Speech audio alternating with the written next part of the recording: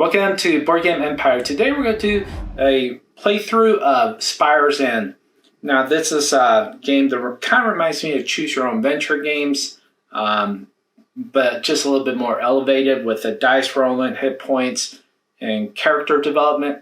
So really cool. I used to read a lot of the Choose Your Own Ventures as a youth, and so we're just going to show how you play the game, and then we'll do the playthrough. Okay, so I already have this lined up. So first, you normally go through all the cards. You go from one. You have to do them in order. And just like the Choose Your Own Venture books, it'll indicate which cards, set pages, which cards you go to. And of course, once you go to those, then you can't go backwards. Some of the Choose Your Own Ventures you were able to, but this is more like the traditional ones. And so you have your actions, recoup, upkeep, enemy combat, combat review, and icons, loot, death, and quick start. I already removed these because these are the easiest to remember. Navigation, ally selection setup, and ally card anatomy. Now I'll cover the card anatomy. Okay, let me move this. Put this back. Okay, so this right in the top right are recoup. So if you could get more health or pretty much shield than you from recouping than you already have, then you could put one of these red on top of it, as so, or here, depending on which one it is. Then also there's heal. So for you to heal, well, actually, let's do this first. This is the 5 hit points and 2 shield. Now, the enemy has to go through a shield first before they get to the hit points, unless the card stated that, I could go through it. Then you have the heal, but that's in the second phase after your attack. So when you heal, you have to roll either 4, 6, 1, and then 7 or 8. You roll 4, 6, you get 1 heal, 7, 2, 8, 3, or you could go. You can do the cleanse. You have to specify which one first. That's indicated right there. Now you look at the attacks. The attacks are to the left. Now, you have to use the amount of health right here. So, like the 0, 1, 2, 3, there it's indicated all in the red. That's how much health you have to spend to pretty much attack. Now, you don't have to worry about that because in the end of the once you defeat the character, then you recoup all your health, you get cleansed, everything. Because you're getting ready for the next battle. Okay, so here's the dice roll you have to get. Right there on the red. And so you roll 5, 7 to get 1 damage on Needle Dart. Blacksmith, you have to roll 4, 5 to get 2 damage. Silk Strike, you have to roll 4, 5. To get 3 damage. Bastel, you have to roll 3, 4 to get 3 damage. Normally when it's a star, it just indicates that it's pretty much the same. Your max will be like the max of the last one, which is 3. Then you have some of the indicators to the right where it says A, B, and sometimes C. That's located at the bottom. And that'll tell you on the status effect what it does. So like right here is surge. And so you'll be looking at surge, additional 1 action, or stun. So no action next turn, can still perform, recoup, or rest. So those are negative effects. Now you have some characters that have the lines indicate here. Let me remember. This attack ability is performed twice during action. And that's this. these lines. And so for those, you pretty much perform 2 actions. Okay, so that's pretty much it. And then when you attack a character, of course, you do your attack first.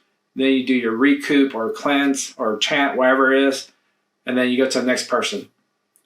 Once the enemy character does, what he does is you roll, and whatever you roll, if it's 1 through 4, it attacks the first ally. If you roll 5 through 8, it attacks the second ally. And then you choose this. This will determine what attack he will use. Like here, like the actions, similar to our characters. So, but, all right, we're going to do the start. Now, I'm not going to go through the whole game. I'm just going to go through 2 battles, get up to 2 battles, and then pretty much finish, because I don't want to spoil the game for everyone. So, because it is a really cool game, and it's kind of like choose your own adventure. And if I go through the whole thing, it's going to spoil it. Okay. It was usually dark before the moon was swallowing red. Crimson light circled the dark orb like a bloodshot raven's eye. The ground shook, and something unimaginable drilled its way out of the earth. It tore through the town with ungodly force. The street filled with fumes, and the townfolks fell into a deep, unnatural sleep. The strong, the frail, and the innocent all disappeared under the red eclipse. The spire stood there in silence, and its base was a door left ajar. Dust and debris. You wake horrified, gasping for air. Your head is pounding, and you're covered in dust and debris. You unearth yourself and climb to your feet. A monster and foreign object spirals above you. Like the horn of a giant deity attacking the heavens, a quick glance reveals endless mounds of wreckage in every direction. It's strangely silent, and you see no one about. You head off through the destruction to find your uncle, your last living relative. Thankfully, his cottage is outside the spire's wake, untouched. He left you a note. I know you will come looking for me. Don't. I deeply regret what I've done, but during this incident, I hid, then ran like a whimpering dog. In truth, I'm a coward, crippled by fear. You're strong, courageous, everything I'm not. That's why you must go. I suspect those missing are being held captive in that spire. Mount rescue, find them, free them. I am proud of the person you become. You must remain strong. I fear many hardships and horrors lie ahead. Know that shame has clawed through my soul, and I won't survive long. I made sure of that. But before I go, I have some knowledge I need to pass on. Okay, so it tells you pretty much go through the instructions. If you've already done it, reveal 3. Cautious steps. You approach the door with the cautious steps. I warn you, it's worse in there than you think, and you imagine the unimaginable, no doubt, says an unfamiliar voice. A small creature reveals himself from behind the door. He is unkempt, a little worse wear. His eyes appear kind. What are you? You've never seen the creature before. I've always been close, but you people are far too involved with yourself to notice. We live beneath you, or right beneath you. Only this thing here is from much, much deeper, he mutters, looking up at the spire. What do you know about this? You ask, hopeful. I've scrolled around. There's underdwellers have horrible red eyes. They move silently and quietly. He stops and sniffs the air. I must go. With that, he scampers off into the spire. You move to follow him, and you see it. Red eyes cutting through the darkness. So you reveal, I'm going to move this. I already have this set up because I already know who the first battle is. So the doorstep. So this is his hit point. He has 10 hit points and 4 shield. First character you'll be encountering.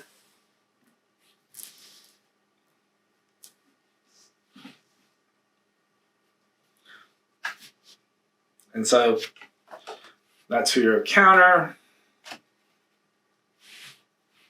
Okay, so I'm going to attack. Let's see.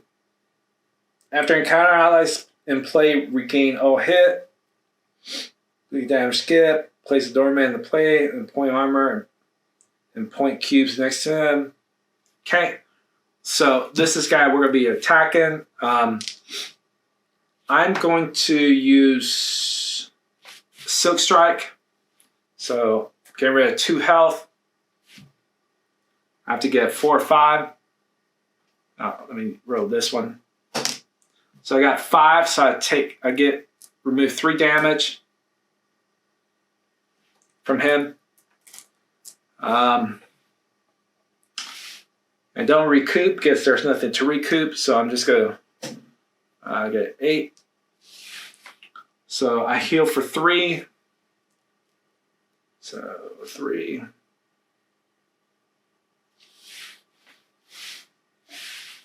I think I did that right. The recoup, the developer says the hardest to remember if you're doing it right or not. Oh, this guy's supposed to have 5. And this guy's supposed to have 5. All right. That's from I was previously playing it. Okay, so I'm attacking with this one. Oh, I didn't specify. So, I did remove 2. Okay, so this one I'm doing 2 fog cutter. Okay, so I gotta get 4 or 7 or higher. 2, didn't get anything, so I don't do any damage. Recoup, nope. All right, so now it's his turn. I roll the dice. It'll determine 1 through 4 if it attacks first player, 5 through 8 if it attacks second. So attack second player, and then it's going to be 1. So it could be a slash. Let's see, did I do that? Oh, yeah. All right. So, actually, this one's supposed to be 2. So I do 1 damage on him. Okay, so now we're going to do, he gets to slash. So, wait, let's see something. Oh, yeah. So slash. So he got 8 on 2. So 2 damage. Wow. Actually, it goes shield first.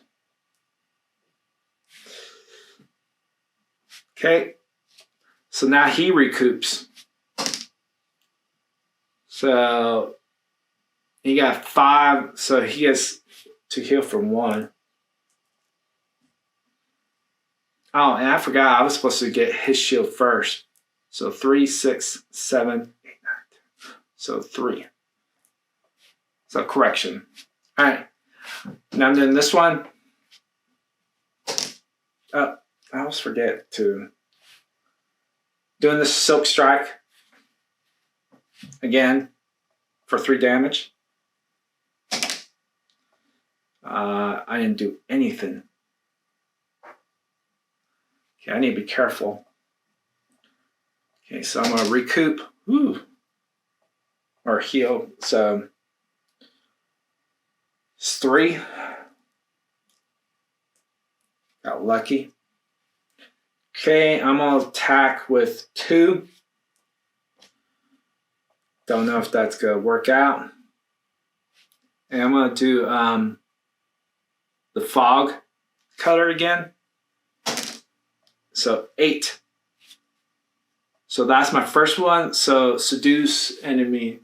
So take 1 armor from target. And I do 1 damage. Okay. And I have to get to roll twice. Second roll did not do anything. Okay. So now it's his turn. So I get to roll. Who is he attacking? This one. Okay, let's see what he does. 1. Okay, so he's going to do the slash again. Oof. 8. So he killed my character. So I pick another one.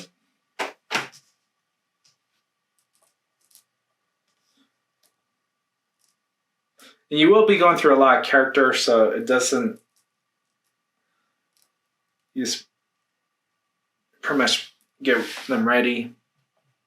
Okay, so doing this one. First, let's choose. So he has 3, 6. So he has 6. I'm gonna do 3. Base. Okay. So base. So 3 damage.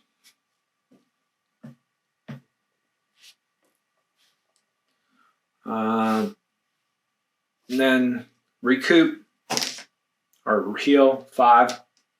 So I heal 1. Gotta do with this one. I'm gonna do see he's got 3. So I need I'm gonna spend 3. Force deflection. Got it. So I beat him.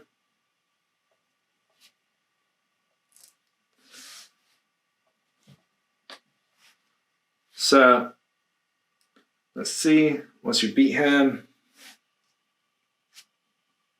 if you defeat the doorman, reveal card 6. Okay.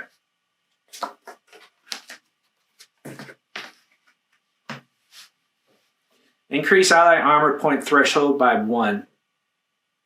Okay. Wait. Increase ally armor point threshold by 1. Pull card 32. Okay.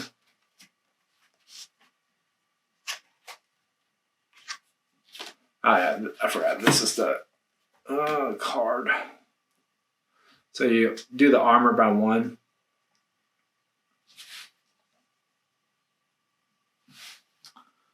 Okay.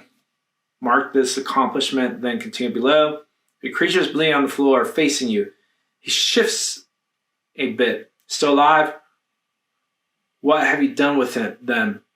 You know it understands regardless of what language it speaks. Around him are keys, at least 10 of them. Some are chained to him, others loose. 2 keys are directly in front of you. It could be your imagination, but it looks like one is beginning to move. So you must decide. Finish him off and take everything. Reveal card 7. Leave him. Let's take what he has and move on. Let's take him captive. So I'm going to say, let's finish him off. Okay. Which is, you give it to reveal card 7. You stab him until he stops moving. Then reach down to pick up a key that slides along the floor. The other keys start to shake and pop like kernels in a skillet. Another key leaps into the air, then disappears. Then another. Quickly, you dive towards the closest key. Okay, so you aren't fast enough. The keys are gone. The remains of the creature. So you have to roll the dice, obviously. Okay. So I got 7. So you got one. There's a flash of light as the key settles in your grasp. You search the creature and find another key. Reward the first key, the curse key. Reveal card 10 and 11. So let's see, 10 and 11. Okay. So 10 and 11, I got the first key and the curse key. Equip the curse, this card. Equip this card, reveal card 13. Equip this card, reveal card 13.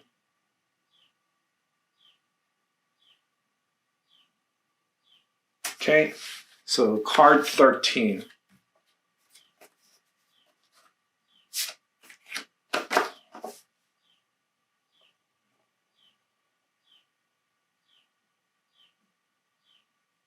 Okay, so this card, these are equipments. This key allows you 1 die roll on locks. This key allows you 1 die rolls on locks. The first key, who knows, maybe it will lead us to the right direction. Curse key, the start of encounters using the action deck, reveal the first action card. If it's a 1, place it at the bottom of the deck. This modifier occurs after all other key effects. Okay. I'm going to equip it. Move this aside. All right. Sublime punch through the dusty air onto the back wall. The light blazes a hot orange in between 2 corridors. There are signs of struggle. A dead underdwellers lying face down in the front of you with some overturned furniture. Glowing red blood trails along the floor, haphazardly towards the left. You suddenly feel warm, humid air hit by the back of your neck. Something tall and thin darts through the sunlight. You wait a moment and brace yourself for an attack, but none comes. In the midst of this chamber's stark isolation, you hear a hum. There's a small flicker of light from the left corridor, and the humming increases. The orange rays of sunlight start to fade away as the morning begins to pass. The room glows dark. You should move along. I will follow the tall, thin creature into the corridor on the left. I want to avoid mysterious creature in the dark. I will go to the corridor on the right. I'm going to follow him. So I reveal card 14.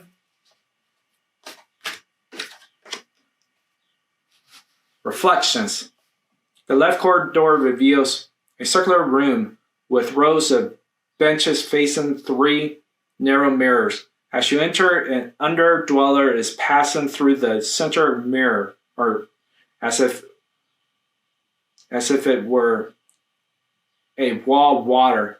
The surface swirls in red as his body slides through. The room hums for a moment. Then the mirror reflection snaps back into place and the sound abruptly stops. Up close, the mirror look ordinary. Reflections null. You take a deep breath and put hands on the surface. It's warm to the touch, but solid. Whatever occurred here is beyond reason. You see nothing else of interest. After inspecting the surface of all 3 mirrors, you head back to the other corridor. Okay, I think I hear something. No, it's nothing. All right, I'm going to do 15. I think I hear something. And it looks like it's another character to battle. So he has 4 and 4. And when the encounter begins, allies suffer cripple. Okay, so cripple.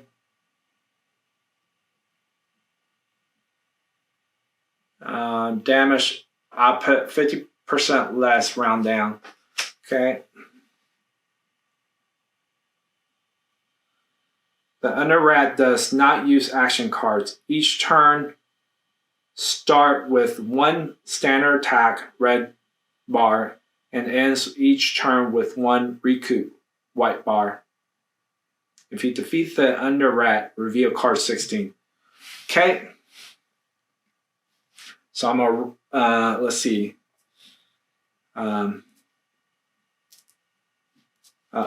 forgot needed to get all my stuff back.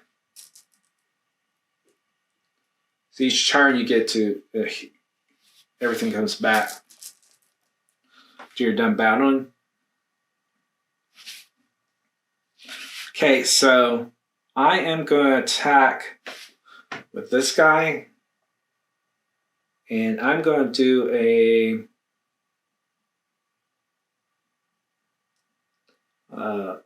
based, which is 3.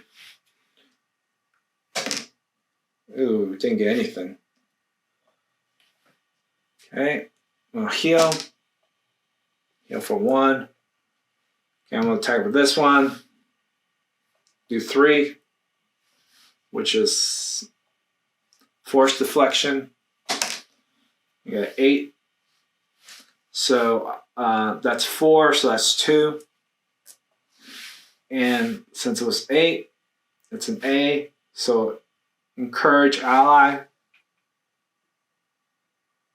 So +1 damage if you have you have to have that symbol. Plus on the highest roll, +1 damage if you.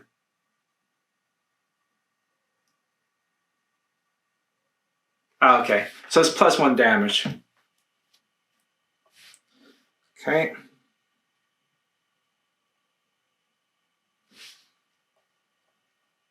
Damage. Okay.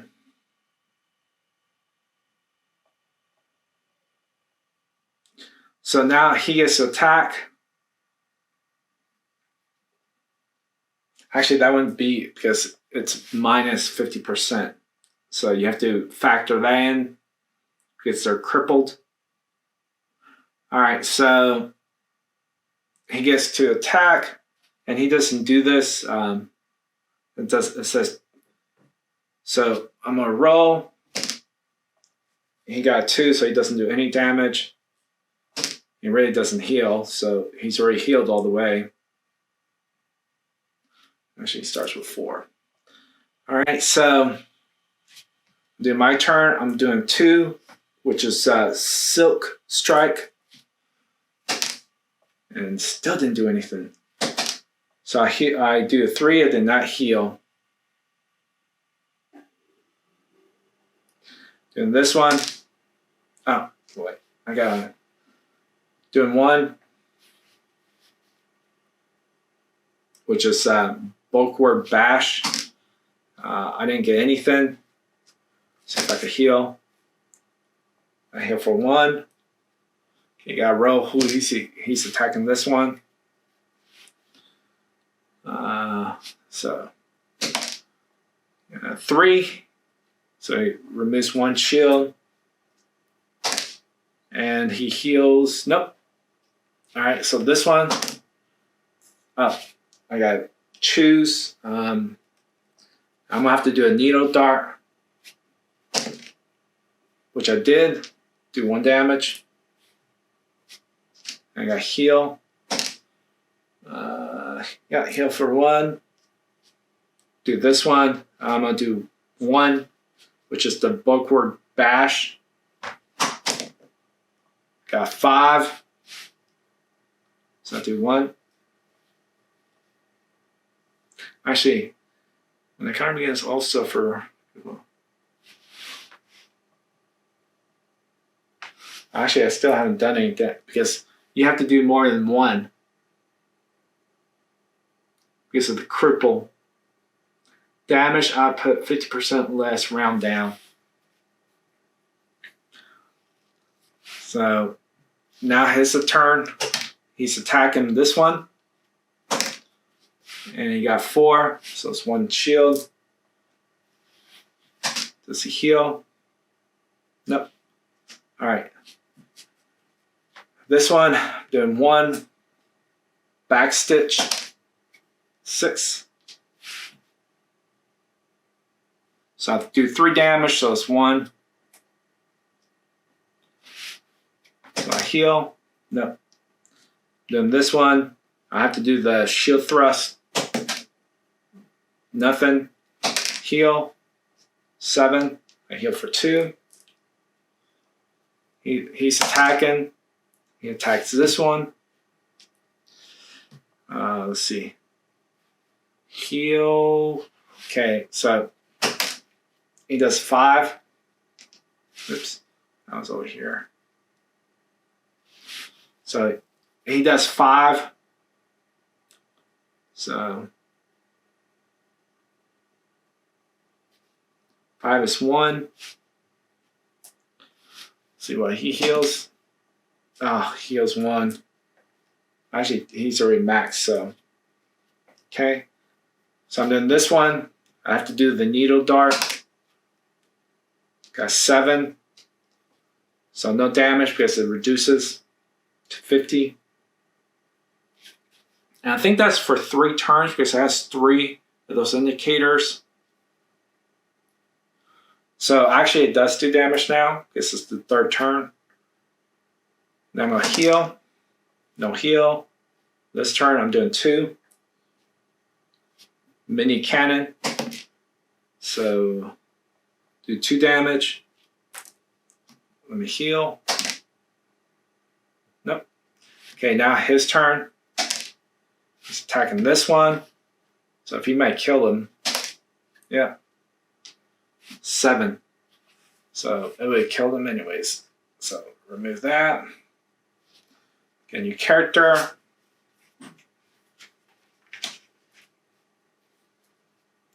Or 5. I think I still keep the keys. They're pretty prominent in the game. You have to have them. So 5 and 4. All right. So let's see if he heals. Doesn't heal. Attack on this one. So I'm gonna try to eliminate him. I'm gonna do 4. So 4. All right. So I got 6. So 6 is 6 damage. So I eliminate him.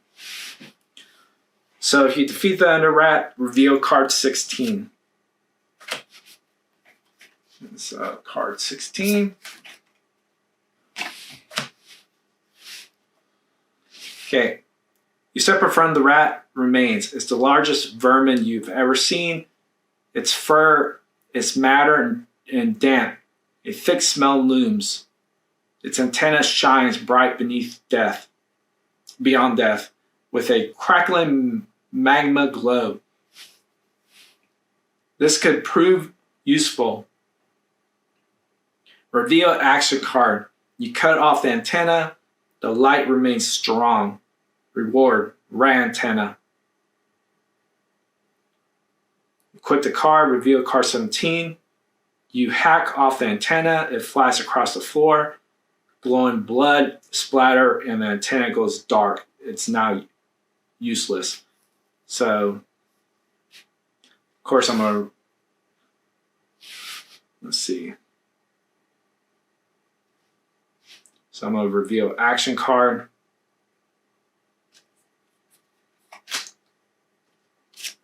So I get to keep, so I go 17.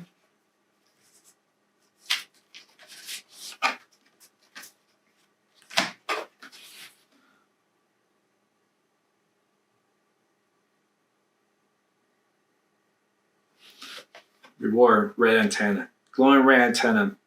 It's a hairy, flaccid light source. It may help you navigate through this treacherous place.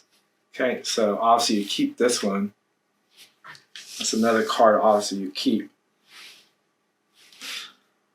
Reveal card 17. Giant pillars mark the entrance to the next corridor. Obsidian that stretch in every direction, dark, unsullied, and uncomfortably warm. As you cross the chamber floor, 2 dark forms appear from either side. They slide towards you with supernatural speed, as if you pushed by sudden and violent wind. They attack in unison. Okay, so you roll the dice. So I got an 8. The masked figures lurk towards you. They fight as one being. As luck would have it, You strike at the right moment and they are forced to dash to the side. The twins suffer immediate damage, I guess, and start of encounters. Your attack reveals 18 and 19. Okay. So you reveal these. And so that's how you play the game. I'm not going to go any further because I don't want to spoil it. But it's a really cool, pretty much like choose your own adventure with a little bit higher complexity and different things you could do. But pretty cool game. I could see playing this if you're bored, or if you're at airport, or if you don't have anyone to play with. But I love choose your own adventure books growing up, so this is really cool. I think for people like me and people that just enjoy the whole adventure aspect of games. And so, great game. If you like this video, please like and subscribe. Social media is down below in the description. I'm having like a word about the game, and we'll see you in the next video.